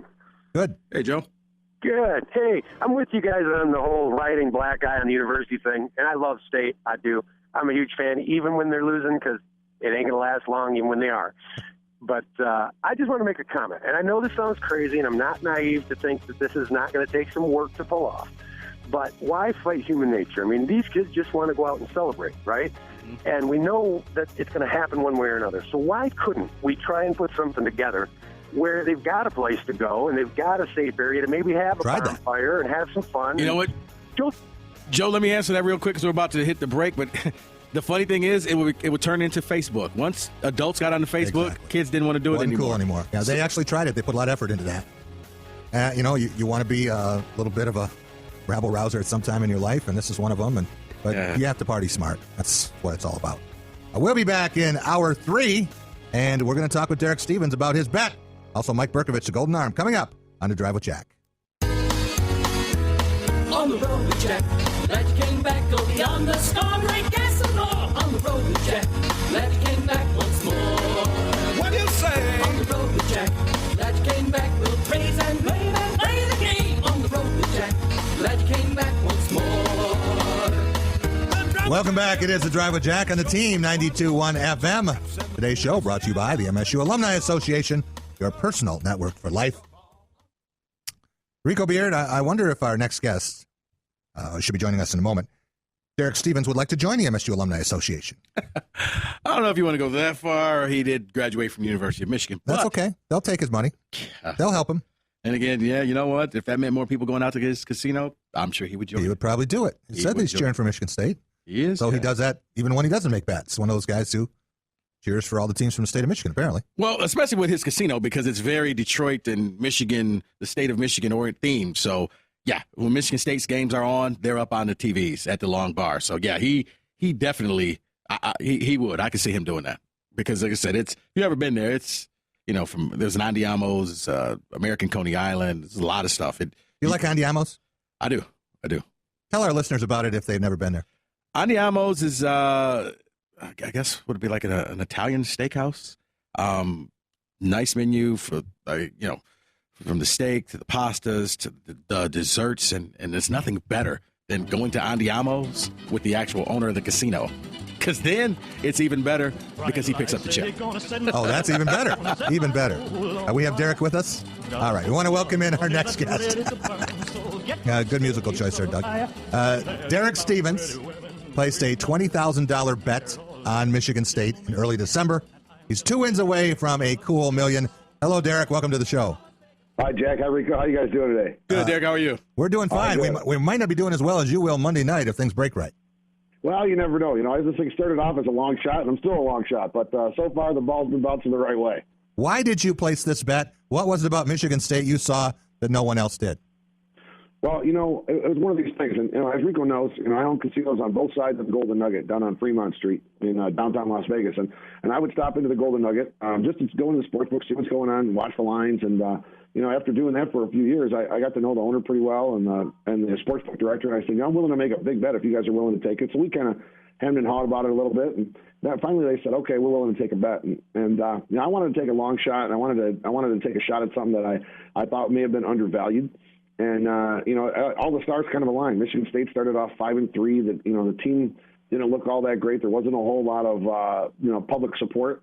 So when I saw the 50-1, I thought, okay, I'm going to take the shot on this. I mean, coming from Michigan, I've seen these Michigan State teams develop, over the course of a long, long season. And, that's kind of what happened. Now, Derek, normally you don't bet that big. What's the biggest wager before this one that you placed? I like to bet a little bit every day because you could be walking around lucky, but if I bet, it could be from $100 to, maybe $1,000, but that'd be a big bet for me. This is way, way, way, way out of the norm for me.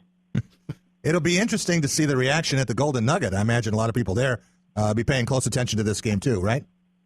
Oh yeah. I mean, I know the owner pretty well. I know the sportsbook director, so we actually watched the Michigan State Louisville game together, and I think we're both jumping up and down with free throws, going crazy, and the overtime and all that, and so we know each other pretty well. And lately there's been a lot of text back and forth about ribbing each other a little bit. Is there any University of Michigan alum in the world who wants Michigan State to win now more than you do? I would say, I've always been one of those guys. I mean, I grew up in Michigan. I mean, I went to most schools around. I mean, I got my undergrad at Michigan in Ann Arbor. I got my master's at Wayne State. I took some classes at UAD, took some classes at Oakland University. So I've always been one of those guys. I love Metro Detroit. I love the state of Michigan. I'm not one of those Wolverine guys that hates the Spartans or something like that. Derek Stevens, owner of the D Casino in Las Vegas, joining us right now. And Derek, I've seen you, and if you ever go out to the D, seriously, you go to the Long Bar, sitting at the end of the bar, look for the guy in the loudest jacket. That's Derek. You can actually hang out with the owner of the casino. So now, let's say that Michigan State defeats Duke. Does the owner of the Golden Nugget give you a call and offer you a buyout and say, "Hey, if I give you this, would that be good enough for you?" Well, in gaming and in futures, when you make a futures bet, there are no buyouts. Oh, okay. You couldn't buy them out, but the option would be on my side of the counter. You could hedge to hedge it. Yeah. So that could be something that we'll have to see what happens. When Michigan State played in the early game, obviously the Monday night game gets impacted quite a bit on whether or not Wisconsin can pull an upset off over Kentucky. Yeah, if Wisconsin beats Kentucky, I'm serious. Don't hedge your bet. I actually think that they could beat Wisconsin this time around. They had a very close game. Don't know if you saw the Big Ten championship in the tournament, but they should have won the game, and they ended up losing in overtime. So if Wisconsin wins, do not hedge your bet. If Kentucky wins, well, you're a smart man, and you own multiple casinos. You know what to do. Yeah, I did get to watch that Big Ten championship game, and you're right. I mean, State was ahead, and then the way it kind of fell apart at the end was a little bit different. But I was always thinking when that happened, I wasn't too worried about it because sometimes there's been some bad history with conference winners and things like that. So I thought, this might be an interesting element how they then come into the NCAA tournament. So Derek, and we're talking with Derek Stevens, the owner of the D Casino in Las Vegas. Derek, I never like to ask a man about his money, but in the event that you win, do you know what you're going to do with it? I'm pretty public on Twitter, and I've answered this question a few times, I'm pretty appreciative of all the people that work at the Golden Gate Casino and the D Las Vegas, and if we're able to pull off a victory come Monday night, I'm going to make sure in the next payroll period there's a little bonus in there for everybody. These guys take care of me every day, so something kind of spectacular happens, I want to make sure I bonus them out a little bit. So that's probably the first thing. Well, actually, that's the second thing. The first thing is I'm going to make sure I pay my tax. Jack, I don't know if you've ever been there, but if you get a chance, you should go hang out at his casinos. I went to he took me out to the Golden Gate, and the coolest thing about that is there's a telephone in there. You know what the number is for that telephone? No. 1. Huh? 1. 1. That's the number. Oh. It's like the first phone in Vegas. The telephone number is 1. Tom Crawford can dial that. No, I can't wait to get out there because Rico's told me so much about the D Casino and my buddy Mike Valenti. And, Doug, we're going to have to make arrangements. It'd be nice to go out there and broadcast sometime out there. Yeah. Wouldn't it? It'd be great. I've never been to Vegas. I know lots of people who have. You two guys certainly have. I've got some longtime friends who have, and they say it's very, very cool. Yeah, you haven't lived here. I've been to Vegas. Yeah. I'd love to have you guys out. I mean, we've got a great customer base from Michigan, great customer base from East Lansing area, and sure. The one thing about the D that I think is kind of cool is that I want to make sure that everybody that's whether you're a Spartan fan, Lions, Tigers, Red Wings, Pistons fan, we always have those games on at the Long Bar, and when you come to Vegas, you can't always get your Michigan teams on TV. So right. That's kind of the one thing we do. We always make sure that our Detroit teams and our Spartans are always on TV. So it makes everybody feel comfortable, and we try to have a whole lot of fun and make it a great experience for everybody coming from Michigan. And Jack, I'm not even joking. Seriously. He sits at the bar. Derek is at the bar all the time. You could just hang out and just sit there and chit-chat with him. He is the most friendly casino owner. It feels like you're in a movie. It's like, that bucket list thing. I hung out with a casino owner. Check. Hang out at the D. You can check that off your list. Yeah, well, today's show is sponsored by the MSU Alumni Association, and I am sure that Tuesday morning they would be very happy to make you an honorary member. Well, that's great. Well, ironically, you know that the Michigan State Alumni Association in Las Vegas has about 700 active members. Obviously, with Michigan State, it's such a great school, the hotel school, sure. Hospitality management. There are an awful lot of people in this city. I mean, this city is a city with 155,000 hotel rooms, and I think the Michigan State alumni group is the largest collegiate alumni group in this state. So we're actually having the whole alumni group over on Saturday for a great green and white party. So we're going to have a whole lot of fun. Fantastic, Derek. Thanks so much for joining us.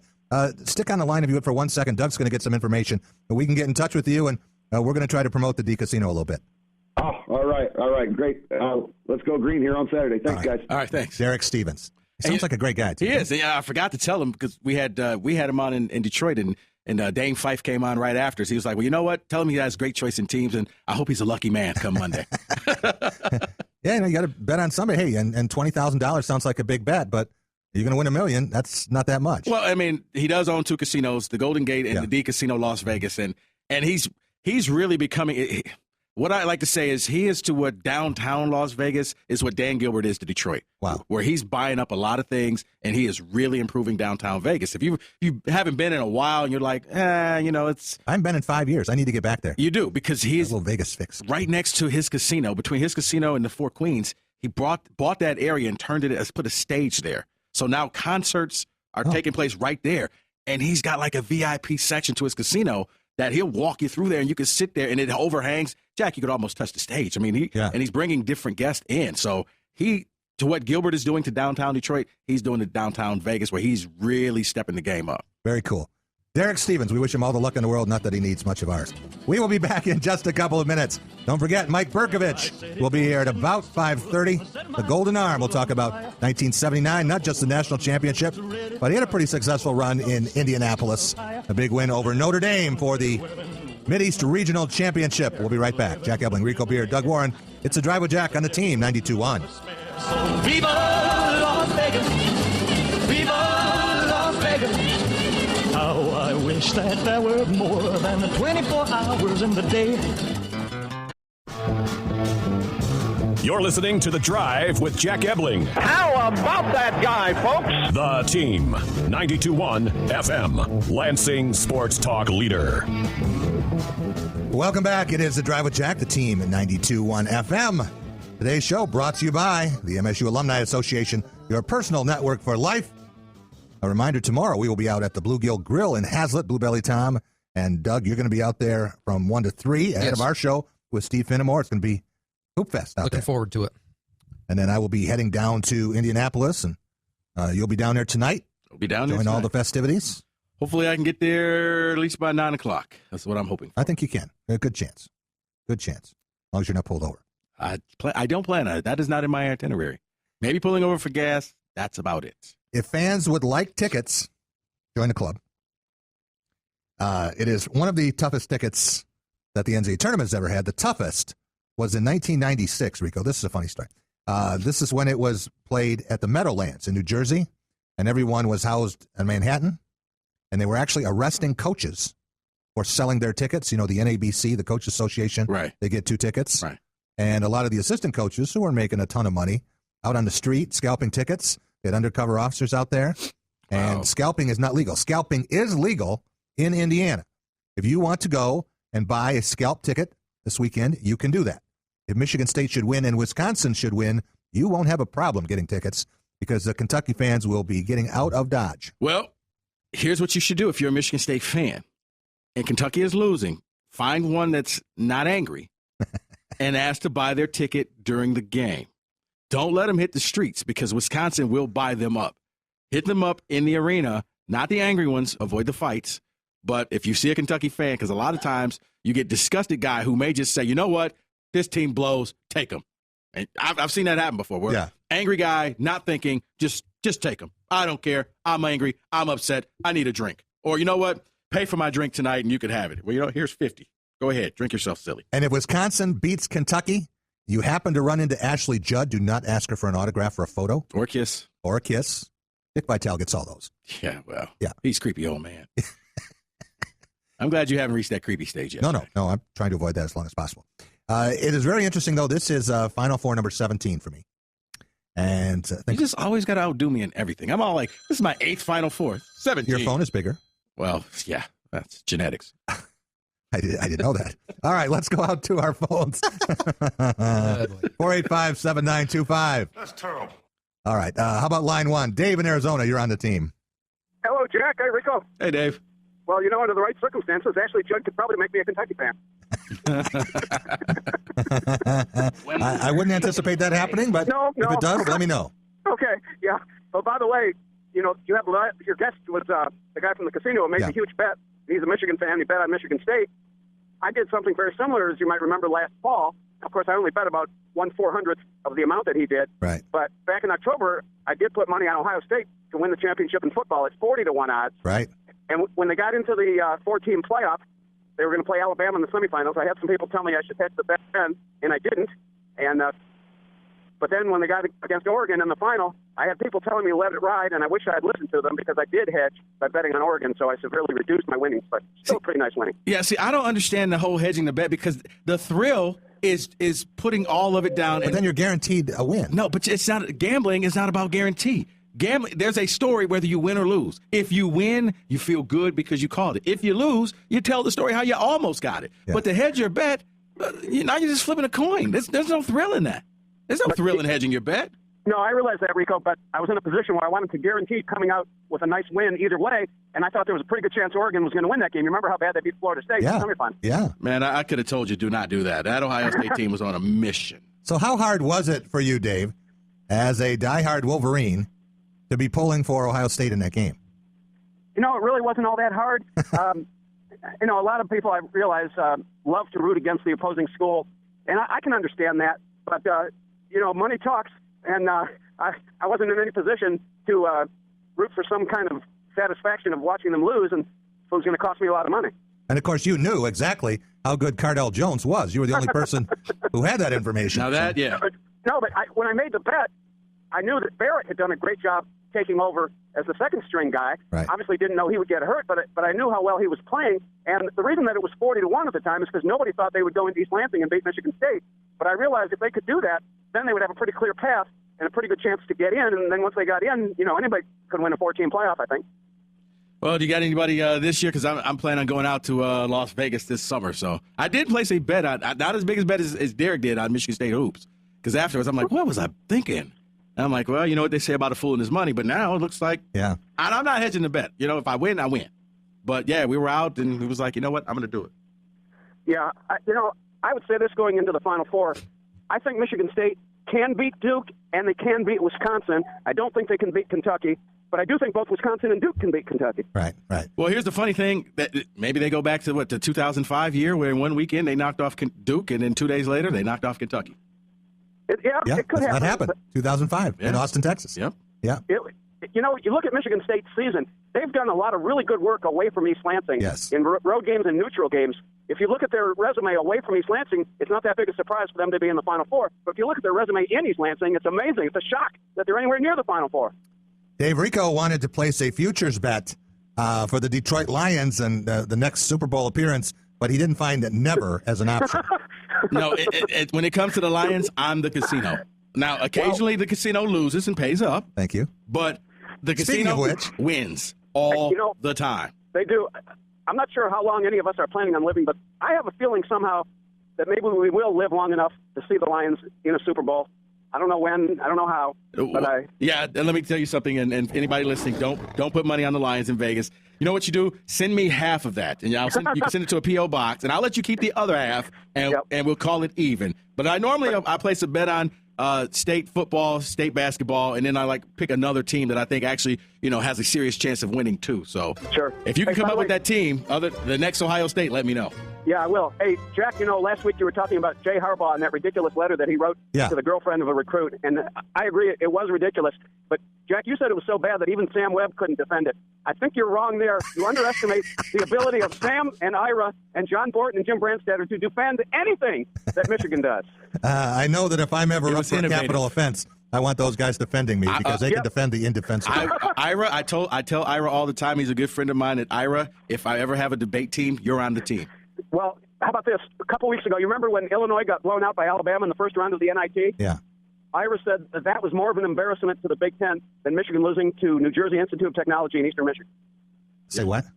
That's what he said. I think he believes it. Okay, this is one team that lost an 8-9 matchup in the NCAA tournament. The other one lost to a school that doesn't have basketballs. Right. It has to borrow them? Yeah, I mean, this was the NIT, actually. Remember, Illinois got blown out first round of the NIT by Alabama. Yeah. I got you. Okay. But still, and it was a bad performance. But I don't think it ranks with NJIT. I would think. No, because the NJIT happens. But it was followed up with Eastern Michigan, back-to-back home games. I remember watching the Eastern Michigan game, and Eastern was up, and it was Marty Martin. I was on the phone with her, and I said, you know what, Marty? I haven't lived this good of a life for this to happen. I don't think this will happen because I haven't lived this good of a life. I need to go and donate to some orphanage if this pulls off. I'm guessing you and Marty weren't shedding too many tears that night. No, you probably heard champagne bottles popping at our respective houses. Hey, thanks a lot. We appreciate the call, Dave. All right, have a good time in Indy. And enjoy the weekend. We'll be back in just a minute. Rico is going to hit the road and start heading down I-69. And we're going to talk with Mike Brkovich, guard from 1979, the national champions, Pride of Windsor, Ontario. Up next, it's a Drive with Jack on the team, 92.1.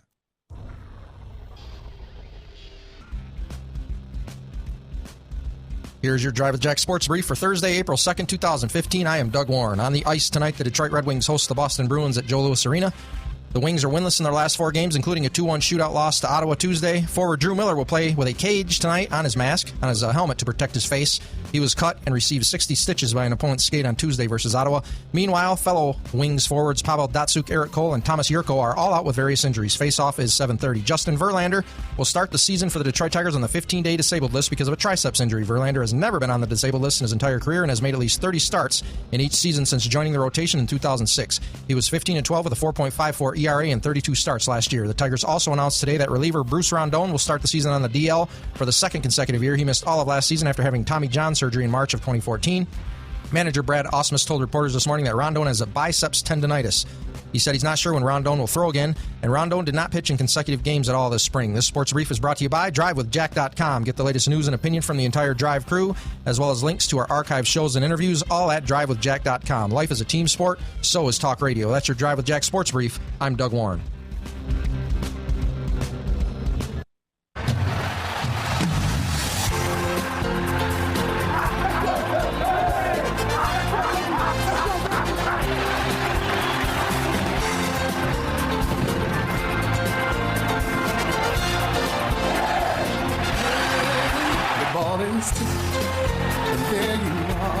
Welcome back. It is the Drive with Jack on the team, 92.1 FM. Michigan State-UConn game now is being shown as a replay, too, from 2009. Michigan State's second win over a number 1 seed that year. Couldn't pull off the trifecta against North Carolina. Today's show brought to you by the MSU Alumni Association, your personal network for life. Who will? Spartans will. Appreciate Scott Westerman sharing all those facts with us. It's starting to get some notoriety. I also saw that on BTN last night, so a lot of people have picked up on the similarities between UConn a year ago and Michigan State today. Michigan State, of course, has a tremendous history in Indianapolis. Won a national championship there in 2000. Of course, won the Big Ten football championship en route to a Rose Bowl triumph there. And other basketball wins, Big Ten championship wins, regional championship wins. Michigan State, going all the way back to the late 1970s, has enjoyed terrific success in Indianapolis and in 3 different arenas in Indianapolis. Actually, this would be the 4th arena that Michigan State, 4th venue that Michigan State could have great success in, going back to Market Square Arena, downtown, and then the RCA Dome, of course, winning the national championship, and Conseco Fieldhouse, and now that has also evolved into Bankers Life Fieldhouse and now Lucas Oil Stadium. So Michigan State will have a lot of fans there. Not as many as Kentucky. Obviously, no one will. But I'm sure that the other 3 schools will all be uniting to some degree. And it's hard to imagine a lot of people rooting for Duke. So Michigan State will be a popular choice there from all of the non-Wildcats, as well Wisconsin. I think a lot of people around the country would love to see Wisconsin beat Kentucky. On one hand, you have the thought of going 40-0, and that has never been done before, so there's a historical part of this. But something about Kentucky, I think that people think, hey, they have all the advantages, and they do. People look at the McDonald's All-Americans, and Kentucky has 9, and Duke has 8. Michigan State has 1, and that would be a big zero for the Wisconsin Badgers, although Sam Decker was very highly touted coming out of high school. I'm not getting a hold of him. Mr. Brkovich, he maybe doesn't recognize our new number here, so Let's take a break while we try to track him down and come back. Let's do that. We will be right back. Jack Ebling here with Doug Warren. It's the Drive with Jack, the team, 92.1. The team, 92.1 FM. You want to win, right? Well, I think I'd really rather try to beat him, honestly. Lansing sports talk leader. Down on the street where the face never shine. Welcome back. It is the Drive with Jack on the team, 92.1 FM. Today's show brought to you by the MSU Alumni Association, your personal network for life. And tomorrow we will be back out at the Bluegill Grill. We invite everyone to stop out there and see us. 5 hours of programming. We're going to have the Doug and Steve show, right? I don't know. Is that what we're calling it now? I don't know if we officially have a name for it, but yeah, myself and Steve Finnemore will be out there tomorrow filling in for the Griffin Grin show. We're going to call it Warren Finn. Okay, sounds good. Good. We'll do that. That will be 1 to 3. And then we'll be out there, Tom Crawford and yours truly, 3 to 6. Invite everyone to stop out. We're going to have some Final Four merchandise to give away out there, courtesy of SBS. have some shirts there to give away. Cool. Looking forward to that. And looking forward to asking Tom Crawford all about this Final Four. I know he's going to want to talk about it. His idea of the Final Four right now are the 4 candidates for quarterback in Michigan. Are there 4 or are there more than that? It might be more than that. Not sure. Could be more than that. All right. Also, I want to remind you that if you are looking for tickets to the game, check with the ticket machine. If anyone can help you, they can, depending on your needs. Again, a reminder that this is a high-demand event. But Brian and the staff have a way of putting their hands on tickets for people who must be there. And they have a variety of locations. So some are not as expensive as others, obviously. And if you're a Tigers baseball fan, it's time to act on that. And you can contact the ticket machine at 655-3201, 655-3201. And you will be able to talk to Brian and the gals and get your ticket needs set for the Tigers this season. And for Monday, for opening day, if you really want to do something special for your organization, for your company, they have a 24-person party suite that is available. So if you would like to really reward your employees, start the baseball season the right way, that is a great way to do it. So, Doug Warren, we're hoping to reach Mike Brkovich. We've left him messages. He was great to talk to earlier in the day. And said anytime after 5 o'clock. So I hope we didn't wait too long for that. But if we do not get him, we will try again on Monday. Okay. Or you can try on Monday. Yes. You'll be doing the show and with Tom Crawford. I will be back on my way back down to Indianapolis. I'm doing the double commute, going down before the games and then coming back for Press Pass All-Stars on Sunday night, a little Easter celebration, and then heading back down on Monday. And I'm used to this drive. I actually had something a little crazier in 2005. People I worked with at the time like to talk about how crazy that was. And actually going from St. Louis past Indianapolis, went right past it, went right past the arena, came all the way back to Michigan, got out of that car, got in my car, and drove back to Indianapolis. And that was to watch the women's championship. The women's championship, right. Right. Yeah. So it was kind of crazy, and then actually saw an unbelievable game. Saw Susie Merchant's Spartans stun Tennessee that night. And they were so far behind, I was sitting next to Mick McCabe, and we were writing at the time when we started writing early in the second half about how Michigan State's dream season had come to an end.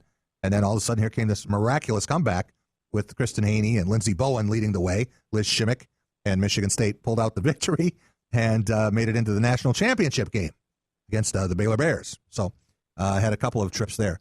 Checking out the BTN now keeps showing all of these Final Four classics. And the Michigan State now with an 11-point lead over UConn late in this game.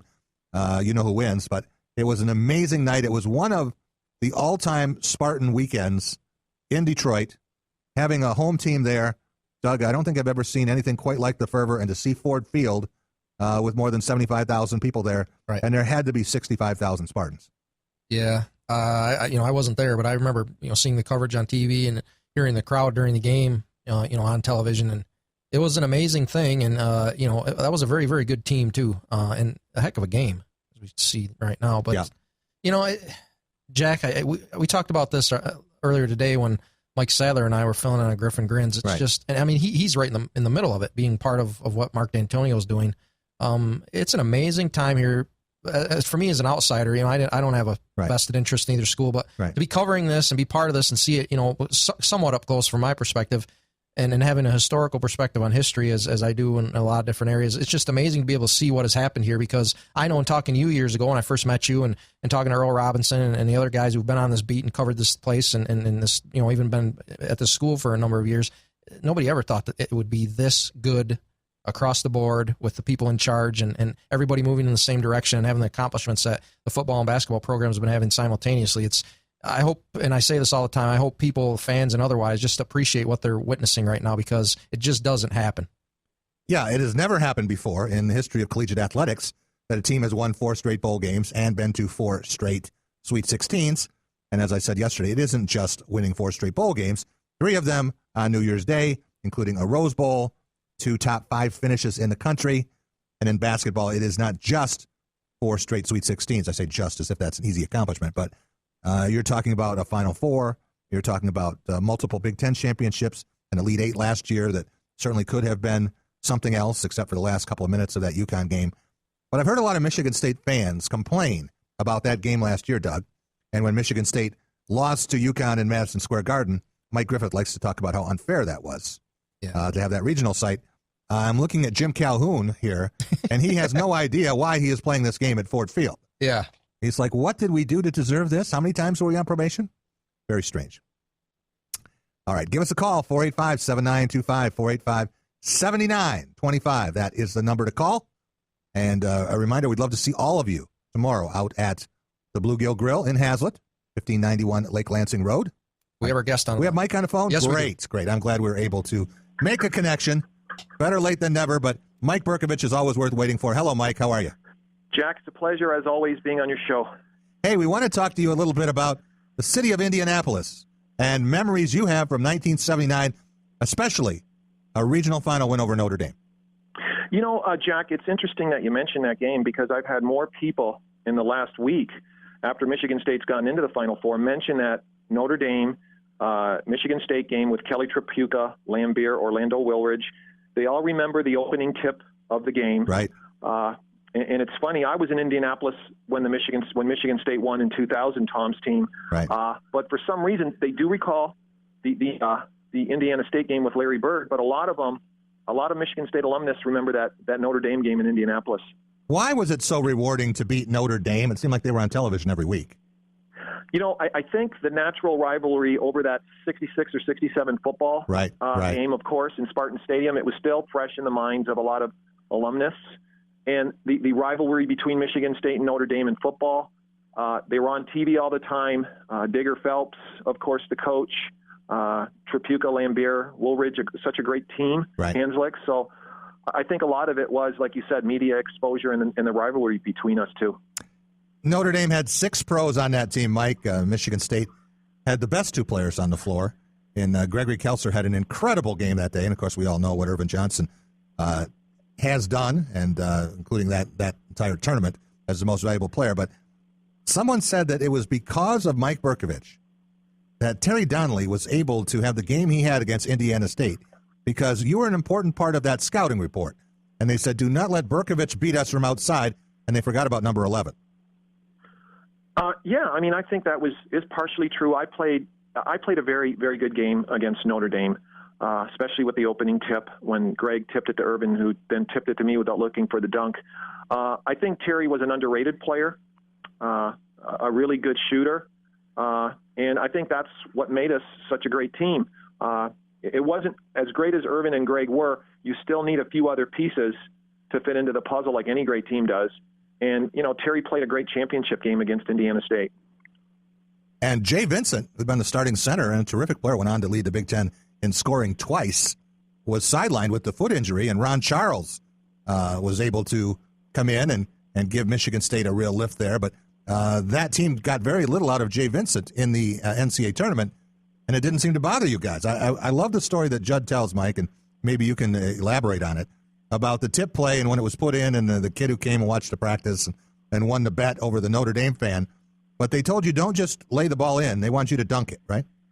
Yeah, I think Judd, I don't know if Judd so much said to dunk it. Irvin looked at me and said, "Are you kidding me, Mike? I mean, you know, you're gonna dunk it." And it was almost funny because you couldn't map out a play more accurate than what occurred on that opening tip. I mean, it was almost like it was orchestrated kind of by Judd, who noticed Judd was great at scouting and saw this weakness and turned to Greg and said, could you beat Orlando Woolridge on the tip? And Greg was such a quick leaper. Right. And Irvin just tipped it without even looking. Right. I mean, every time you see that play, it's probably one of the great opening plays of probably Michigan State basketball.